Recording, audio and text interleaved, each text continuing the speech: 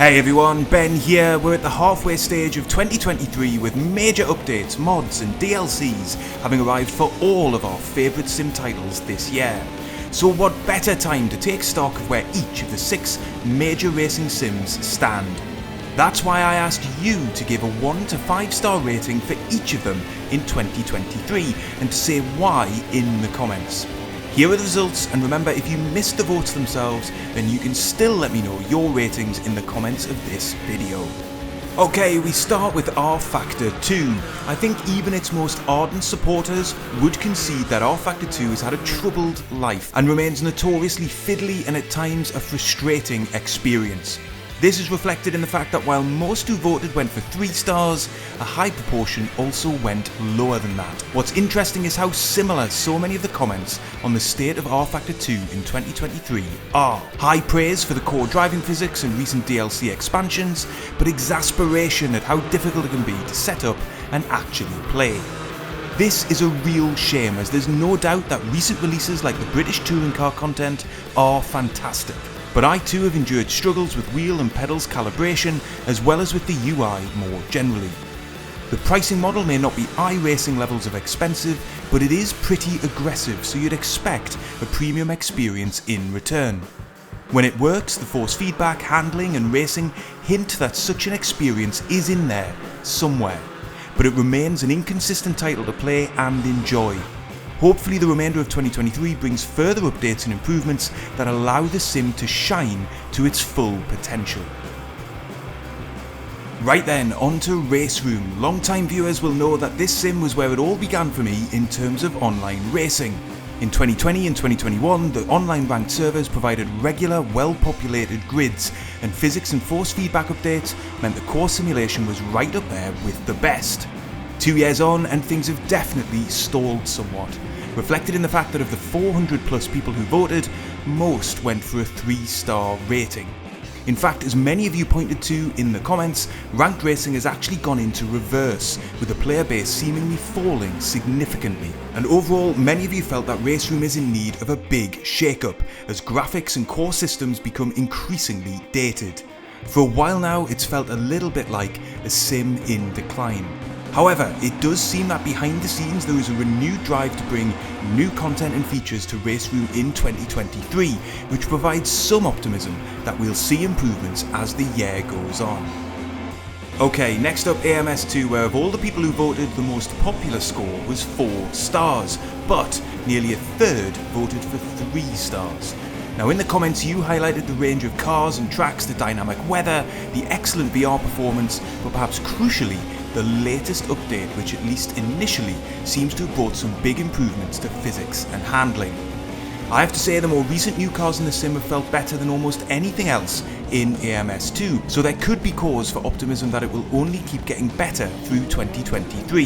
That said, as many of you noted, the AI still needs some significant work. It varies too much between tracks, still bunches together quite a bit, and can either be too fast or too slow through certain sections of some tracks.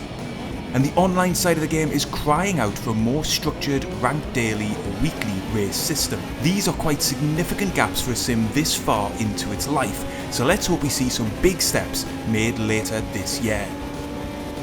On to Assetto Corsa Competizione then. Solid, great game, my go-to sim. These were some of the comments made on this one, as of those of you who voted, the biggest proportion went for 4 stars. ACC has less car and track variety than any of the sims we've looked at so far, and yet in a sense, that gives the title focus and depth.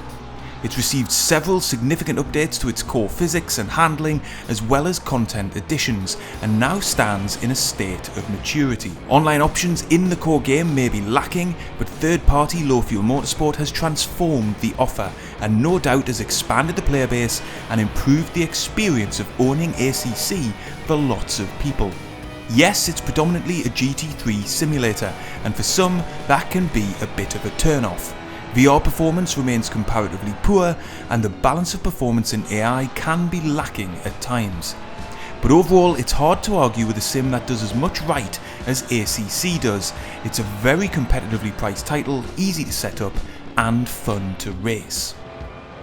From ACC to the original AC, Assetto Corsa is up next. It's staggering to think that this title still attracts such an ardent player base, but it's reflected in the majority of those who voted going for a 4-star rating. Of course, the enormous strength of AC is in its modding community. The game has expanded in almost unimaginable ways during the last 10 years, meaning there's almost certainly something for everyone in the sim. And crucially, no other title yet offers a comparable modding platform.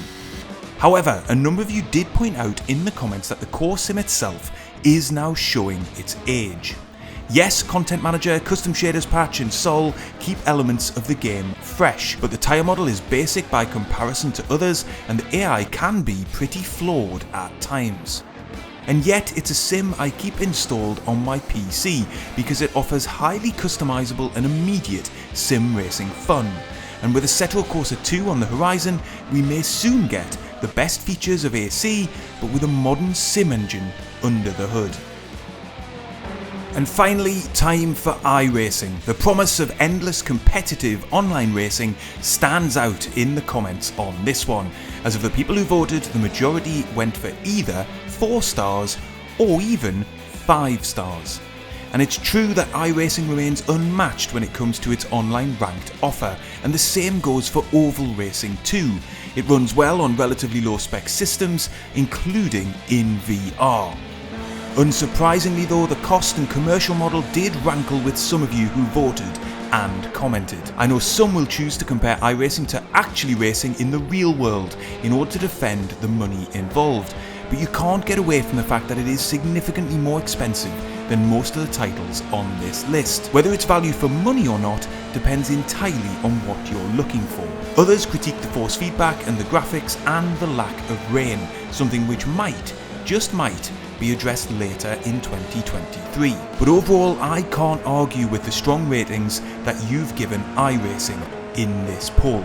It's my go-to sim at the moment, and despite its shortcomings, gives me the most fun of all sim racing titles in 2023, and the new season update might just be one of the best we've had in a long time. But what do you think? Let me know in the comments where you'd rate the current mainstream sims. Remember, it's just a bit of fun, we all like what we like, and I'll see you on the next one.